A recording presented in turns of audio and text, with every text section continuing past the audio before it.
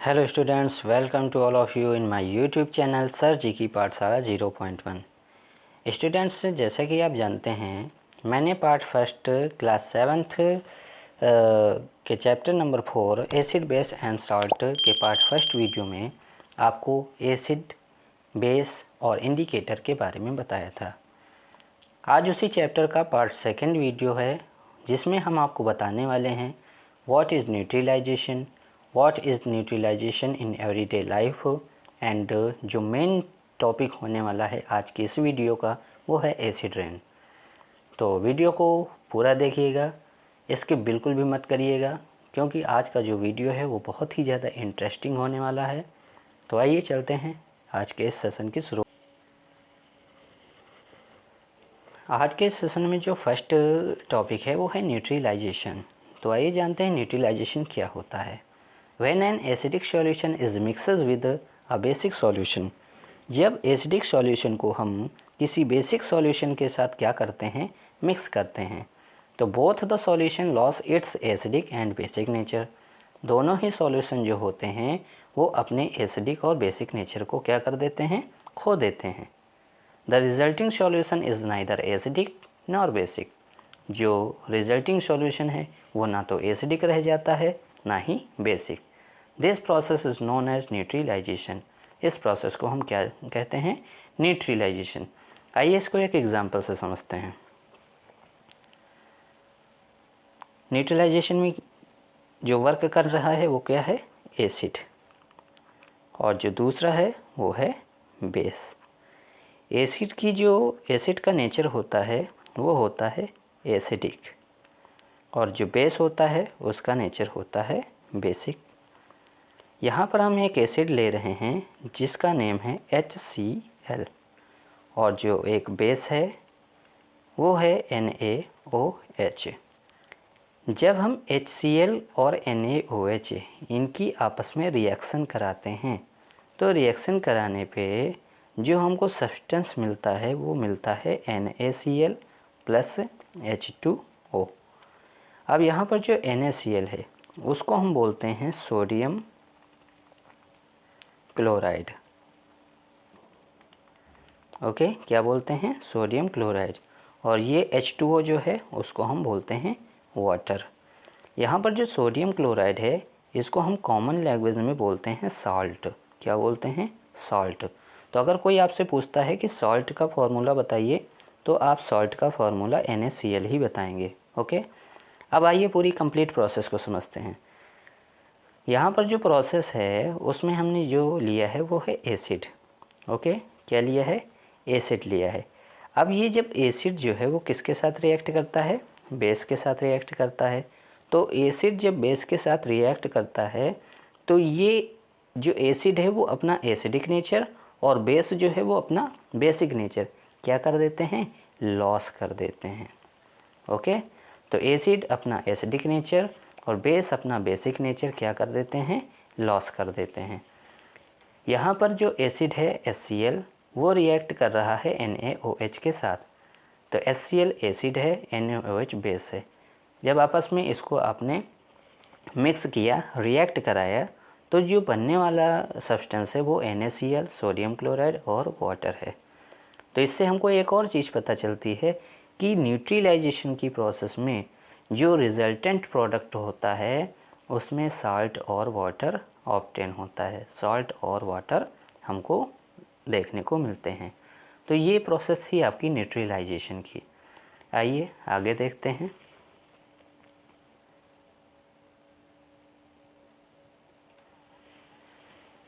अब जो नेक्स्ट है वो है neutralisation in everyday life.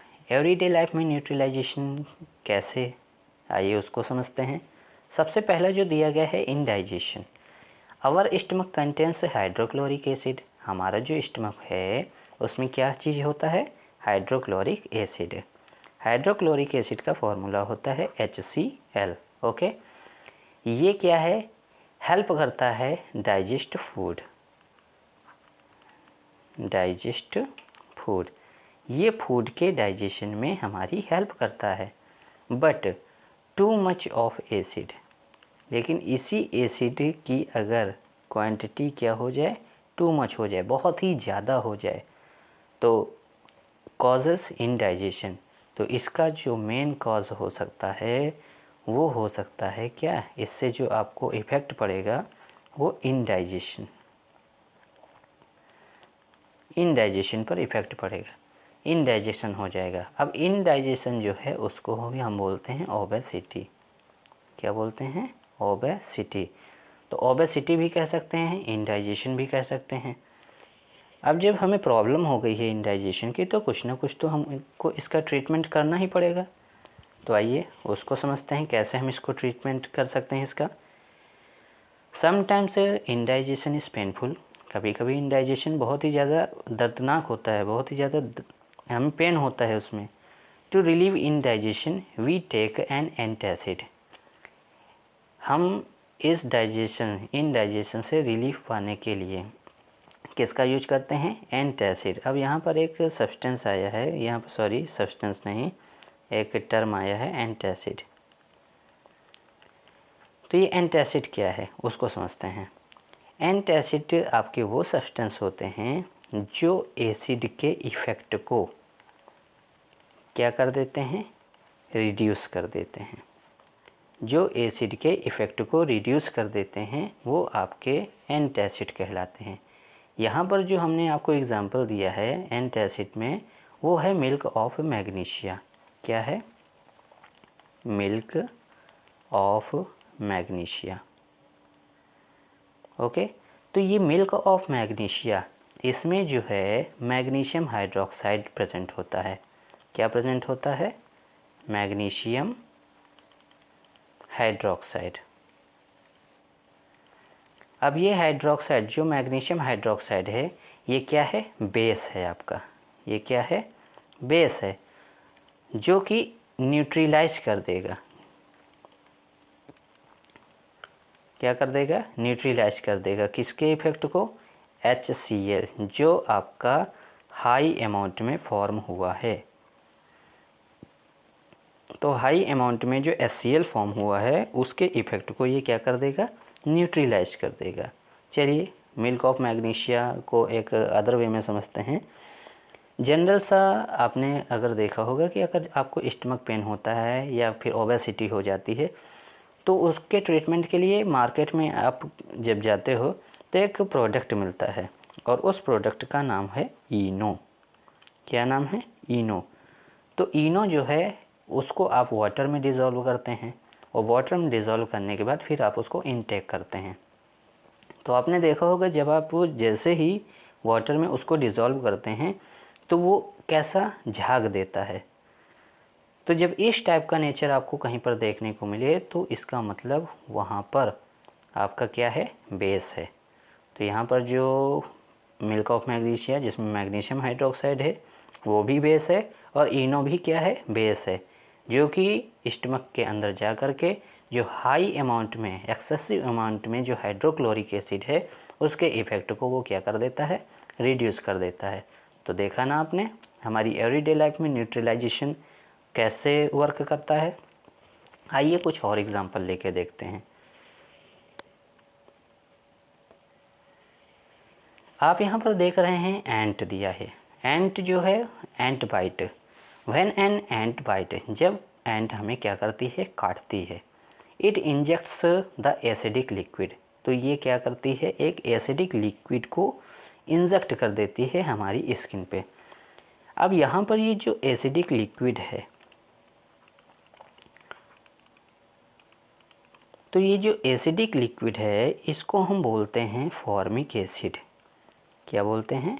Formic acid. ये जो फॉर्मिक एसिड है ये कौन सिक्रेट करता है? आपकी एंट सिक्रेट करती है। और फॉर्मिक एसिड का जो फॉर्मूला होता है वो होता है CH2O2।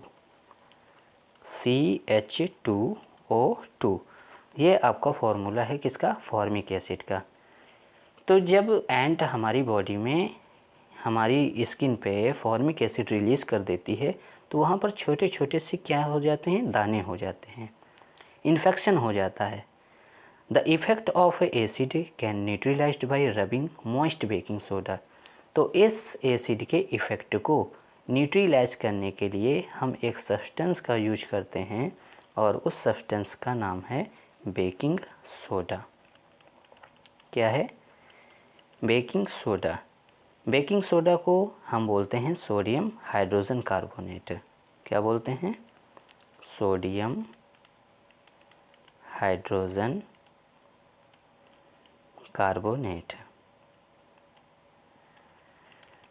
अब यहाँ पर सोडियम हाइड्रोजन कार्बोनेट है, इसमें आपका सोडियम भी प्रेजेंट है, हाइड्रोजन भी प्रेजेंट है और कार्बोनेट भी प्रेजेंट है। तो सोडियम हाइड्रोजन कार्बोनेट जो है इसको हम रिप्रेजेंट कर सकते हैं NaHCO3 से। मीन्स इसका जो फॉर्मूला हुआ वो NaHCO3 हुआ। यहाँ पर Na सोडियम को रिप्रेजेंट करता है, हाइड्रोजन को H रिप्रेजेंट करता है और CO3 रिप्रेजेंट करता है आपके कार्बोनेट को। तो ये क्या करता है कि फॉर्मिक एसिड के इफ़ेक्ट को रिड्यूस कर देता है। सेकंड नंबर पे जो यहाँ पर आपका न्यूट्रलाइज सब्सटेंस है, न्यूट्रलाइज करने वाला, वो है कैलामाइन सॉल्यूशन। क्या है? Calamine solution. अब ये कैलामाइन सॉल्यूशन क्या होता है? तो कैलामाइन सॉल्यूशन जो है इसमें आपका प्रेजेंट होता है जिंक कार्बोनेट। क्या? Zinc carbonate. तो ये जो जिंक कार्बोनेट है उसको हम कहते हैं ZnCO3। क्या बोलते हैं? ZnCO3। सॉरी, फिर से इसको राइट कर दे रहे हैं, ZnCO3। ये आपका जिंक कार्बोनेट का फॉर्मूला है जिसमें Zn जिंक को रिप्रेजेंट करता है और CO3 कार्बोनेट को रिप्रेजेंट करता है। तो देखा ना आपने कि आपको एंट ने काट लिया और काटने पर उसने फॉर्मिक एसिड रिलीज़ की, तो फॉर्मिक एसिड के इफ़ेक्ट को रिड्यूस करने के लिए या न्यूट्रलाइज करने के लिए बेकिंग सोडा या फिर कैलामाइन सॉल्यूशन का हमने यूज किया।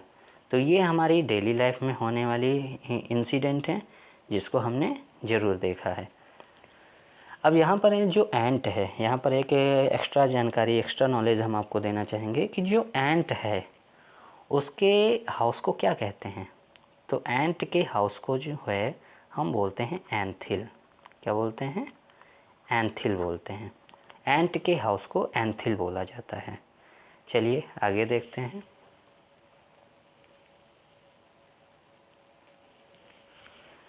अब यहाँ पर जो नेक्स्ट न्यूट्रलाइजेशन का एग्जांपल है वो है सॉइल ट्रीटमेंट। और सॉइल ट्रीटमेंट का जो कॉन्टेक्ट है, जो रिलेशन है, वो आपके फार्मर्स से है। तो सॉइल ट्रीटमेंट का रिलेशन फार्मर से कैसे? तो आइए देखते हैं। Excessive use of chemical fertilisers make the soil acidic. जब जो केमिकल फर्टिलाइजर्स हैं अगर हम उसका हाई अमाउंट में यूज कर लेते हैं तो उससे जो सॉइल है वो एसिडिक हो जाती है। एक्सेसिव अमाउंट जो है उससे सॉइल क्या हो जाती है? एसिडिक हो जाती है। प्लांट्स सो नॉट, सॉरी यहाँ पर सो नॉट नहीं है, डू नॉट है, सो की जगह पे डू होगा। तो प्लांट्स डू नॉट ग्रो, जो प्लांट्स है वो ग्रो नहीं करता है अच्छी तरीके से। When the soil is either too acidic और टू बेसिक, इससे जो सॉइल है वो या तो बहुत ही ज़्यादा एसिडिक हो जाती है या फिर बहुत ही ज़्यादा बेसिक नेचर की हो जाती है। कैसे? एक्सेसिव अमाउंट में केमिकल फर्टिलाइजर्स का यूज करने से। तो इसके प्रिवेंशन के लिए, इसके ट्रीटमेंट के लिए कोई ना कोई फंडा तो होगा ही। तो आइए उन फंडे को समझते हैं। तो यहाँ पर जो कंडीशन है जिसको हम फंडा कह रहे हैं वो कंडीशन है। तो कंडीशन जो है वो फर्स्ट है कि when soil is too acidic, अगर आपकी सॉइल जो है वो बहुत ही ज़्यादा क्या है? एसिडिक है, टू एसिडिक। तो टू एसिडिक नेचर होने पर हम क्या करेंगे कि इसको ट्रीट करेंगे क्विक लाइम से। किससे? Quick lime. अब इस क्विक लाइम को हम बोलते हैं कैल्शियम ऑक्साइड। क्या बोलते हैं? Calcium oxide. और कैल्शियम ऑक्साइड का फॉर्मूला होता है CaO। तो हम इसको कैल्शियम ऑक्साइड है यानी क्विक लाइम से भी न्यूट्रलाइज कर सकते हैं या फिर स्लैग्ड लाइम। कौन सा लाइम? Slagged lime. अब ये जो स्लैग्ड लाइम है इसको हम केमिस्ट्री की लैंग्वेज में बोलते हैं calcium hydroxide, calcium hydroxide. Okay, तो ये जो कैल्शियम हाइड्रोक्साइड है और कैल्शियम ऑक्साइड है, ये दोनों ही अगर सॉइल बहुत ही ज़्यादा एसिडिक है तो उसको न्यूट्रलाइज करने में हेल्प करते हैं। सेकंड जो कंडीशन है वो है अगर आपकी सॉइल बहुत ही ज़्यादा बेसिक नेचर की है, मीन्स टू बेसिक। तो जब टू बेसिक नेचर की सॉइल है तो उसके ट्रीटमेंट के लिए हम यूज करने वाले हैं ऑर्गेनिक मैटर का। किसका यूज करने वाले हैं? Organic matter. और ये जो ऑर्गेनिक मैटर है वो है कंपोस्ट।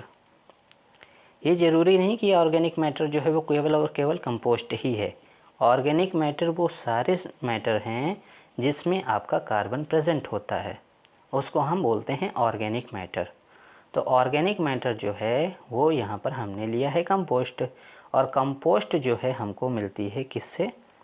काऊ डंक से। किससे मिलती है? काऊ डंक से। और काऊ डंक जो है आपने देखा होगा कि काऊ डंक का जो कलेक्शन होता है वो हम एक पिट में करते हैं, गड्ढे में करते हैं, और जब ये पूरी तरीके से डिकम्पोज हो जाती है और ब्लैक कलर में कन्वर्ट हो जाती है तो हम इसको बोलते हैं कि ये कंपोस्ट क्या है? फाइनली सॉइल के ट्रीटमेंट के लिए प्रिपेयर है। तो उस कंपोस्ट को हम क्या कर देते हैं? अपने खेतों में डाल देते हैं, जिससे जो बेसिक नेचर सॉइल का है वो क्या हो जाता है? ख़त्म हो जाता है, डिस्ट्रॉय हो जाता है। वो जो कंपोस्ट है इस बेसिक नेचर को क्या कर देती है? न्यूट्रलाइज कर देती है। तो आई होप आपको न्यूट्रलाइजेशन के ये कुछ जनरल लाइफ में एग्जांपल हैं, उनसे समझ में आ गया होगा कि न्यूट्रलाइजेशन क्या है और कैसे न्यूट्रलाइजेशन जो है वो प्रोसेस करता है। ओके, आइए आगे देखते हैं। आज का बहुत ही ज़्यादा इम्पोर्टेंट है, जैसा कि मैंने वीडियो में पहले ही स्टार्टिंग में बता दिया था कि आज का जो मेन टॉपिक है वो है एसिड रेन। ये एसिड रेन जो है वो आपके एग्ज़ाम से भी रिलेटेड है, बहुत ही ज़्यादा इम्पोर्टेंट क्वेश्चन है। यहाँ तक कि जितने भी कॉम्पिटिटिव एग्ज़ाम हैं उसमें बहुत ही ज़्यादा एसिड रेन के बारे में पूछा जाता है। तो चलिए एसिड रेन को पढ़ने से पहले हम यहाँ पर इसके फिगर पर ध्यान देंगे। आप अगर फिगर में देख रहे हैं तो फिगर में एक आपको क्या दी गई है? वाटर बॉडी दी गई है। ओके, ये वाटर बॉडी क्या है? वाटर से फिल है, और इस वाटर में आपकी पड़ रही है क्या? सनलाइट। ये सनलाइट क्या करती है? हीट प्रोड्यूस करती है। हीट प्रोड्यूस करने पे जो वाटर बॉडीज पे क्या है? वाटर है, वो लिक्विड फॉर्म से किस फॉर्म में कन्वर्ट हो जाता है? गैसियस फॉर्म में कन्वर्ट हो जाता है। तो लिक्विड फॉर्म से किस फॉर्म में कन्वर्ट हो गया? गैसियस फॉर्म में कन्वर्ट हो गया। इस प्रोसेस को हम बोलते हैं इवेपोरेशन। क्या बोलते हैं? इवेपोरेशन। अगर आपको ये बात समझ में आ गई है तो एसिड रेन भी बहुत आसान तरीके से समझ में आ जाएगी। तो जैसे ही इवेपोरेशन हुआ तो आप यहाँ साइड में देख रहे हैं फैक्ट्रीज़ भी दी गई हैं। तो फैक्ट्रीज से क्या है कि पॉल्यूशन निकल रहा है, और पॉल्यूशन पे आपको जो जो चीज़ें रिप्रेजेंट की गई हैं वो है NO2, SO2।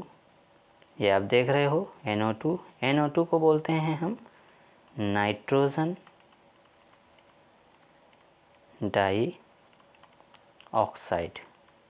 ओके, और जो SO2 है उसको हम बोलते हैं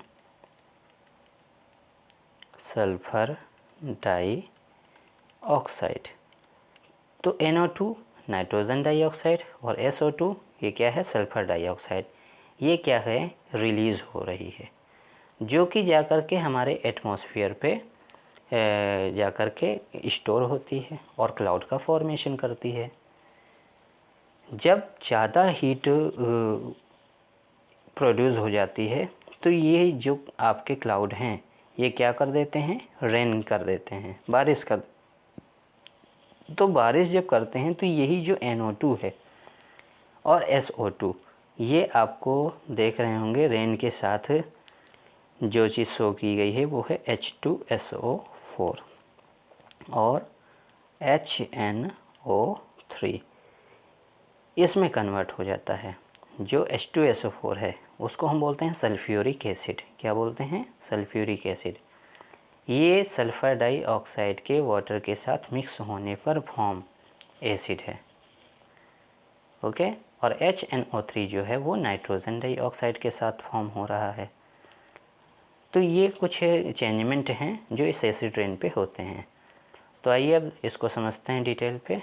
क्या है कि when the amount of acid in rain water में जो एसिड का अमाउंट है बिकम हाई, जब हाई हो जाता है तो it is called acid rain. इसको हम क्या बोलते हैं, एसिड रेन बोलते हैं। इसका जो मेन कॉजेज़ है, मेन जो कारण है एसिड रेन का, वो air pollutants such as carbon dioxide. अभी मैंने आपको बताया कि कार्बन डाइऑक्साइड, तो यहाँ पर NO2 SO2 मैंने बताया है, कार्बन डाइऑक्साइड नहीं बताया। तो ये CO2 कार्बन डाइऑक्साइड होता है। तो carbon dioxide, SO2 sulphur dioxide और NO2 नाइट्रोजन डाइऑक्साइड, ये सब क्या करते हैं कि वाटर के साथ, रेन वाटर के साथ मिक्स हो करके आपके जो सल्फर डाइऑक्साइड है वो आपका सल्फ्यूरिक एसिड में कन्वर्ट हो जाता है। ये जो सल्फ़र डाइऑक्साइड है ये सल्फ्यूरिक एसिड में कन्वर्ट हो जाता है। नाइट्रोजन डाइऑक्साइड जो है ये आपका नाइट्रिक एसिड में कन्वर्ट हो जाता है। और जो कार्बन डाइऑक्साइड है वो आपका कार्बोनिक एसिड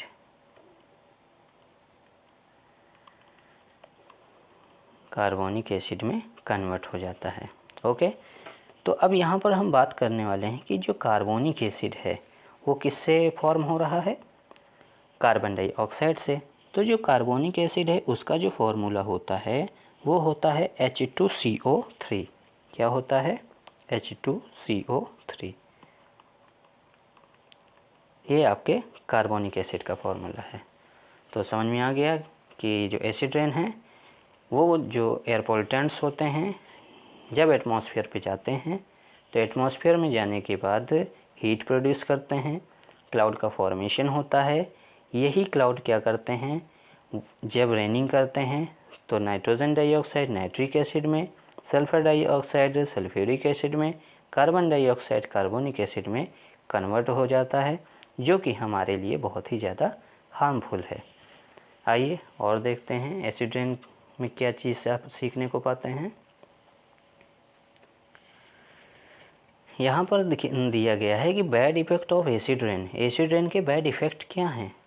तो एसिड रेन हार्म्स फॉरेस्ट। जो एसिड रेन है वो सबसे पहला दिखाया गया है कि किसको हम पहुँचाते हैं, फॉरेस्ट को हम पहुँचाते हैं।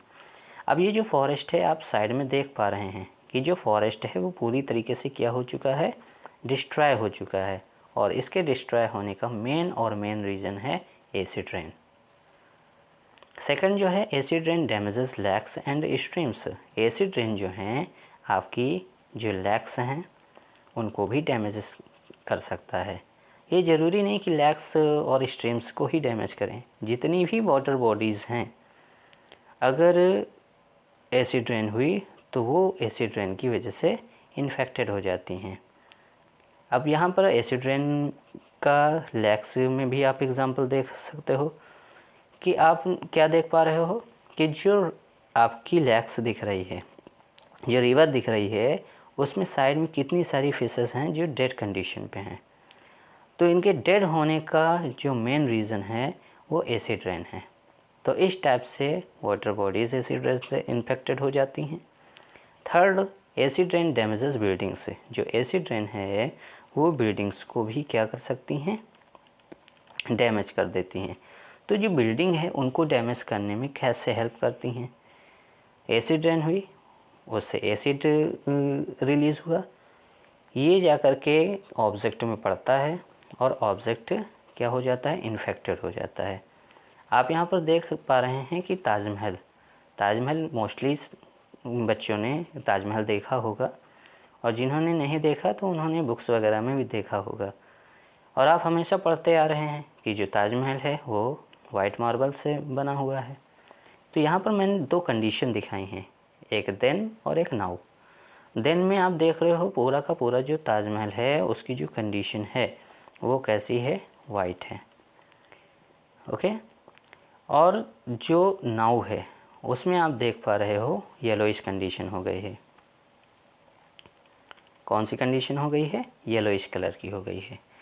तो ये जो येलोइश कलर है वो आखिर किसकी वजह से है, तो इसके येलोइश होने का जो मेन रीज़न है वो है एसिड रेन। तो एसिड रेन इस टाइप से जो बिल्डिंग्स हैं, ऑब्जेक्ट्स हैं, उनको इन्फेक्टेड कर देती है। तो ये बैड इफ़ेक्ट थे कुछ एसिड रेन के। आइए आगे देखते हैं।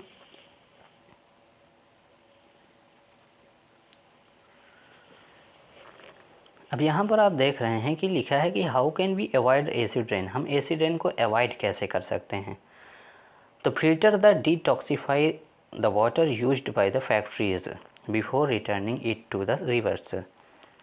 क्या है कि जो फैक्ट्रीज से जो वेस्टेज निकल रहा है, जो वेस्ट वाटर निकल रहा है जिसमें बहुत सारे टॉक्सिक मटेरियल इन्वॉल्व हैं, तो उस वाटर को रिवर्स में आप तभी ट्रांसफ़र करिए जब तक कि आप उसको डिटॉक्सिफाई ना कर दें।